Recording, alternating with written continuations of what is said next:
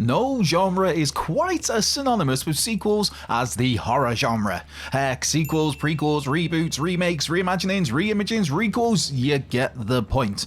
But to focus solely on sequels, while we've seen so many of them over the decades, there have been nearly as many that were so close to happening, but for various reasons never quite made it over the line, leading us all to think, what if? So with that in mind, I'm Andrew from What Culture Horror, and here are the 10 best horror movie sequels that never happened. Number 10. Peter Jackson's Dreamlover. Before hitting superstardom with his Lord of the Rings trilogy, Peter Jackson cut his teeth with smaller horror pictures like Bad Taste, Brain Dead and the glorious Frighteners. And as the early 90s rolled around, the New Zealander so nearly got to tackle the Elm Street franchise. With New Line Cinema feeling that Freddy Krueger was old hat after 5 films, it was decided that a 6th movie would be a final send-off for Freddy, with Peter Jackson working on a screenplay tentatively titled A Nightmare on Elm Street: The Dreamlover. Not to be confused with Mariah Carey. Taking a meta approach, The Dreamlover featured a Freddy who was now a figure of mockery amongst the children of Springwood, with the kids taking sleeping pills just so they could embarrass and beat up Freddy in the dream world. New Line would ultimately pass on The Dreamlover, though the meta concept would later be used for Wes Craven's New Nightmare. But the biggest takeaway from all of this is that it got Peter Jackson in the New Line door, ahead of him later heading to Middle-earth with the company. Number 9. Found Footage Friday the 13th. After a planned winter set sequel to Marcus Nispel's solid 2009 reboot fell apart, Paramount saw the found footage boom of the time, spurred on by Paranormal Activity's release of course, and decided yep, that'd be one way to freshen up the Friday the 13th franchise. Not just that, but one of the biggest appeals of found footage movies, that is they're usually relatively cheap to make, meaning high profit margins are pretty easy to attain. And so early work began on a guaranteed money spinner for the studio, with Jason Voorhees slicing and dicing in a found footage setting. So why did this never make it to our screens? The simple fact of the matter is that discussions on this film spun their wheels for so long that the found footage boom peaked and bottomed out. And so, yep, all plans, they were scrapped. And here we are in 2025 with it now a frustrating 16 years since the last Friday the 13th film. Number 8. Michael vs. Pinhead. Michael Myers vs. Pinhead, written by the legendary Clive Barker and directed by the iconic John Carpenter. Sign me up. That was what was on the table in the early 2000s, with Barker keen to write just such a movie, and Carpenter having interest in directing just such a movie. This was at a time when both properties were under the Dimension Films banner, and the reason we never got Michael vs. Pinhead was very much a choice by Dimension. You see, this was before we got Ronnie Yu's Freddy vs. Jason, and Dimension predicted that film would be a major financial flop. Not just that, but the powers that be were unsure how bringing Michael and Pinhead together would actually work. Of course, Freddy vs. Jason took home over $100 million at the box office, but even then, it was longtime Halloween producer Malik Akkad who decided that, Michael vs. Pinhead was not going to be a thing. Number 7. My Bloody Valentine 3D Part 2. While 2009's My Bloody Valentine 3D didn't particularly set the world alight, it was a decent, if not spectacular do-over of the 1981 slasher of the same name. And as co-writer Todd Farmer revealed to Bloody Disgusting, there was an initial push to move forward with a My Bloody Valentine sequel. In a similar vein to Halloween 2, this sequel would have picked things up directly after the final moments of its predecessor. With Jamie getting Sarah and Kerr Smith's Sheriff Palmer rushed to hospital, they would once again find themselves hunted by the Miner. In fact, poor Sarah would have had her heart ripped out in the opening moments of this sequel. Ultimately, Lionsgate decided against My Bloody Valentine Part 2, but Farmer did reveal that he and director Patrick Lussier have regularly tried to get this sequel greenlit over the years. Number 6. Road of the Dead.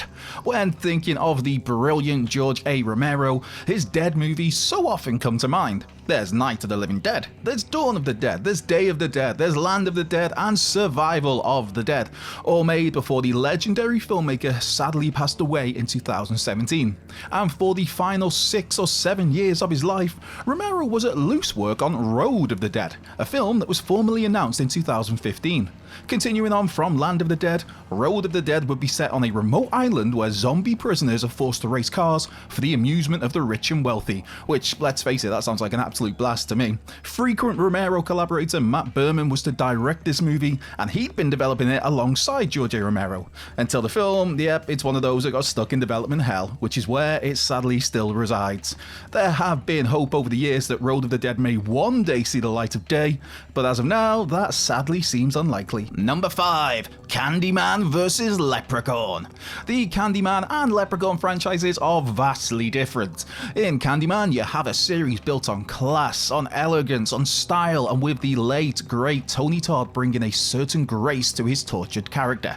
The Leprechaun franchise, yeah, not so much so. This is hokey, cheesy stuff that only got more outlandish and erratic as the title character went to space and made some rap songs. So the thought of putting these two franchises together doesn't make all that much sense. But that's nearly what we got in the aftermath of Freddy vs. Jason.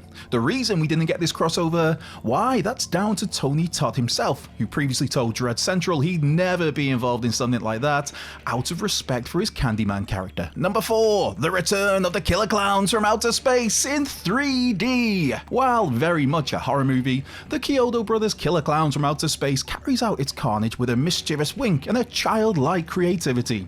And ever since that 1988 movie first released, there has been regular talk of some sort of follow-up, be that from hopeful fans or from the Chiodos themselves.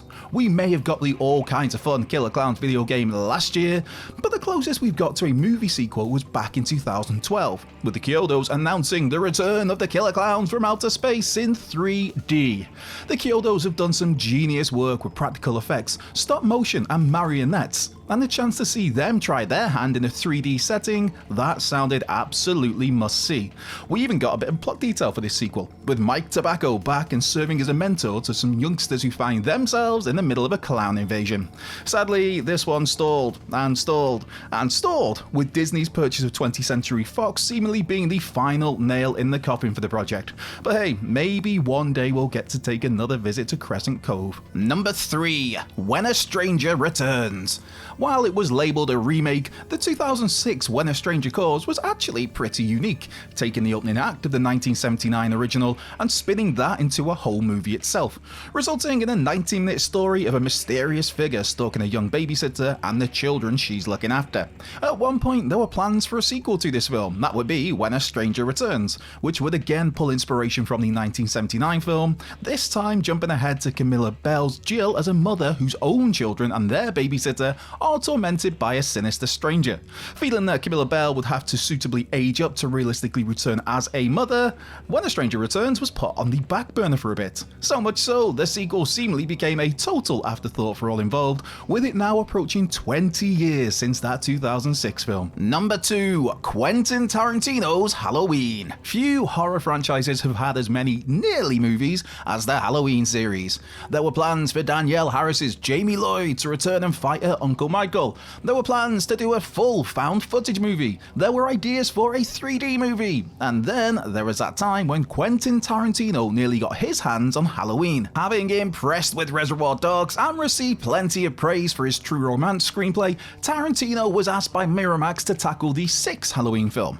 Picking up from the mysterious Man in Black breaking Michael out of police custody at the end of Halloween 5, Tarantino's pitch was for Halloween 6 to start as a road movie. The Man in Black and Michael driving down Route 66 and piling up the bodies as they go. Ultimately, Quentin decided against working on Halloween, instead next working with Miramax on a certain film known as Pulp Fiction. That one did alright, didn't it? As for Halloween 6, Dominique Othenin-Girard ended up directing what would be The Curse of Michael Myers, which is quite possibly the worst film in the entire series. Number 1. Freddy vs. Jason vs. Ash. Quite possibly the best known what-if movie in horror history, yep, it's Freddy vs. Jason vs. Ash. This came on the heels of Freddy vs. Jason's success, with Evil Dead's Ashley J. Williams being dropped into the mix. This sequel would open with Jason killing Laurie and Will, the survivors of Freddy vs. Jason, and we'd have Freddy's spirit trapped in the mind of Jason. And when Freddy realizes that the Necronomicon can bring him back to life, he again uses the form of Pamela Voorhees to manipulate Jason into retrieving this this ominous book. And wouldn't you know it, but this all conveniently plays out when Ash is helping out the Camp Crystal Lake S-Mart, yep, soon finding himself tormented by both Freddy and Jason. By all accounts, the main reason Freddy vs. Jason vs. Ash didn't happen, that came down to evil Dead Star Bruce Campbell. He was not a fan of the story. However, that story, it was turned into a 6-episode comic book series in 2007, which itself was followed by its own sequel, Freddy vs. Jason vs. Ash: The Nightmare Warriors, in 2009.